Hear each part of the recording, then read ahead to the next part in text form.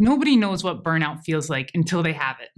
When founders brag about pulling all-nighters or having no life outside of work, we can be tempted to believe that that's what entrepreneurship means. But it's not. The brain suffers from overwork, and so does creativity. And burnout is not some kind of rite of passage to startup success. It's ugly, unproductive, unhealthy, and really nothing to be proud of. It's perseverance, accountability, resilience, and grit that make a good founder. And those are the attributes that will lead your company to success. So before you down that 6th cup of coffee at midnight or pull your hair out over the impossible path that lies before you, here are 5 tips to help you stay sane while you start up.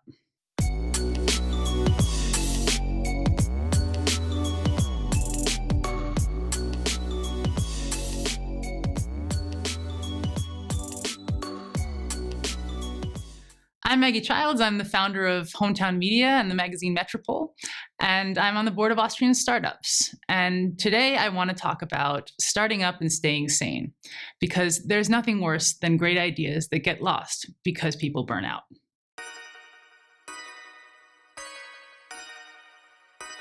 First of all, don't get stuck on the goal. Concentrate on progress. We startup founders and entrepreneurs, we start with this grand vision, and most type A personalities want to see tangible results from their hard work, and we want to see them now. We get impatient, we get frustrated, and that not only puts a damper on our enthusiasm, it makes our work just less good. I know I'm guilty of this, and there are so many moving parts to a new company, and they can never all be perfect from the get-go.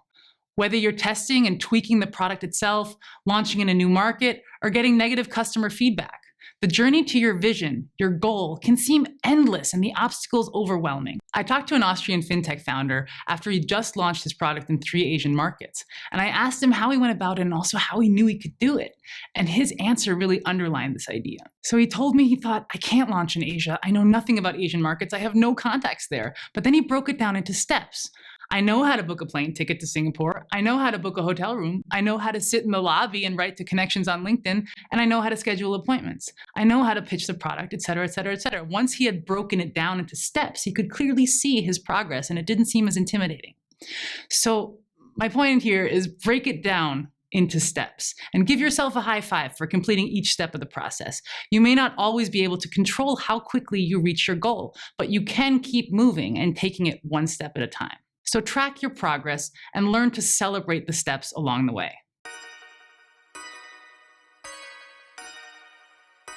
Some founders find saying no more easy than others, and it can seem counterintuitive. When you're building a career, saying yes to every opportunity can be the key to finding your calling or uncovering your superpower. But once you've set your sights on building your own venture, it pays to make rules for yourself. Taking on more projects, more friendships, that networking event that kind of fits your topic, but not really, this can lead to sensory and mental overload. Plus, time is the most precious commodity you have, so use it wisely. What do I mean by making rules?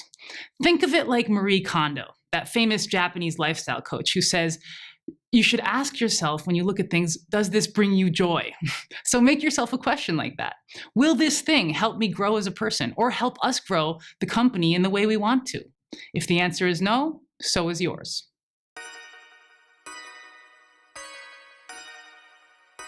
You have to find your own way of recharging your batteries. This is not a one-size-fits-all solution, but a selection or combination of the following things can be helpful. First, sports. Daily is great, but even running for an hour 2 times a week can get your blood flowing and make a huge difference in energy levels. Meditation. Whether this is a daily 15 minutes in the morning or a more targeted increments, learning to meditate helps us see things more clearly and step back from the stress and the deadlines, and it makes us much more able to meet the demands we face and make good decisions. Also, when facing a decision or deciding on how to react to something, a few deep breaths or just counting down from 10 can do wonders. Next, digital detox. I hate this term, and I actually organized my digital detox digitally, which is kind of counterintuitive. I automated it. I have reminders set for when to start winding down an hour before bedtime, and from that point onwards, no screens. Also, it's a great way to get more reading time into your schedule. Last but not least, me time. Find that thing that makes you feel whole again. For some, it's a hot bath or shower and basic self-care. For some, it's cooking an awesome meal or watching your current binge show. Spending time in nature, hanging out with your family or friends can also be me time. Gaming can also work, but it has the disadvantage that you can have a bad game and come out of it feeling worse than when you started.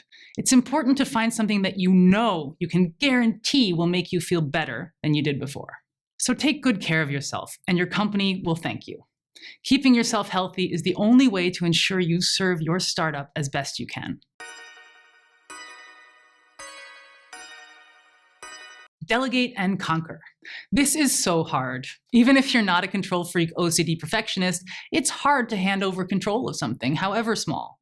Sometimes it also just seems easier or faster to do it yourself. But piece by piece, you'll have to delegate what seem like small tasks. Maybe administration, marketing, or financials in order for your startup to grow. To bring in a naval metaphor, you're the one who needs to steer the ship, not work in the engine room. So here are some important factors to think about when you're delegating. First of all, pick the right person. It's not necessarily the person with the most time available, it's the person who has the right skill set and career goals. So you have to look at your team and see which member of your team wants to build new skills in that direction and will also stick with you long term. If you have to train them, you want to make sure that person's not going to leave the company anytime soon. Otherwise, you've invested time and energy just to have to do it again in a few months' time. Second, explain why you're delegating the task. Tell them what the task is, your expectations, and the desired result. Why are they doing it? Tell this person what she can expect to learn for herself and how it will help her future at your startup. Third, provide clear directions. This is so important and a real issue for many first-time founders. I tell my team these directions have to be idiot-proof. That's not because I think the person being delegated to is an idiot. It's because clarity is not as easy as it sounds, and people come into a new position with all kinds of levels of prior experience. Make the instructions clear and provide them with all the necessary tools and resources to do the job well. Fourth, trust them to do it right. You got to take the training wheels off and let them ride on their own. But not micromanaging isn't the same thing as ignoring your employee until she's done the task.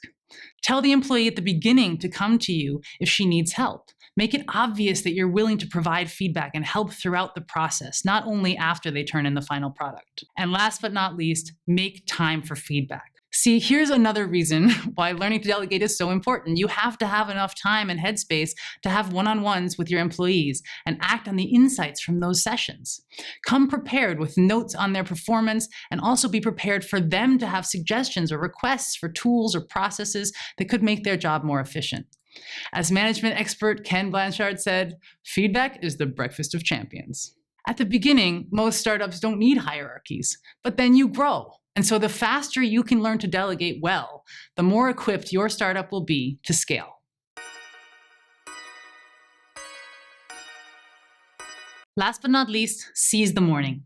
Where I come from, people often quote the inventor Benjamin Franklin. Early to bed, early to rise makes a man healthy, wealthy, and wise. We're going to look past the gender exclusion for now and just look at what it means. Part of stress is feeling that you're falling behind and have to play catch up.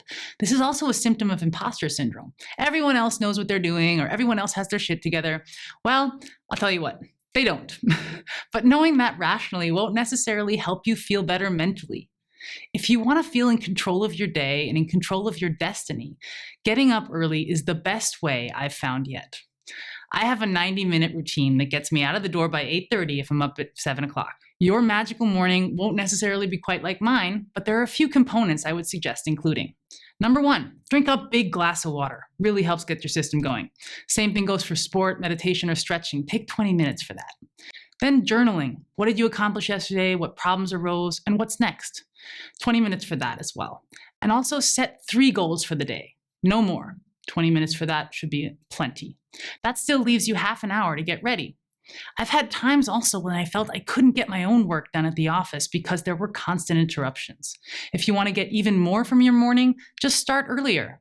Getting up at 6 a.m. gave me an extra hour to respond to urgent emails and complete my own creative work. For parents of young kids, that might mean getting up at 5 o'clock. But for more on that, just Google the 5 a.m. Club. It's a practice that many successful people swear by. You can thank me later. So those are my 5 tips for starting up and staying sane. I hope you enjoyed the video and make sure to subscribe for more Austrian Startups content. Servus!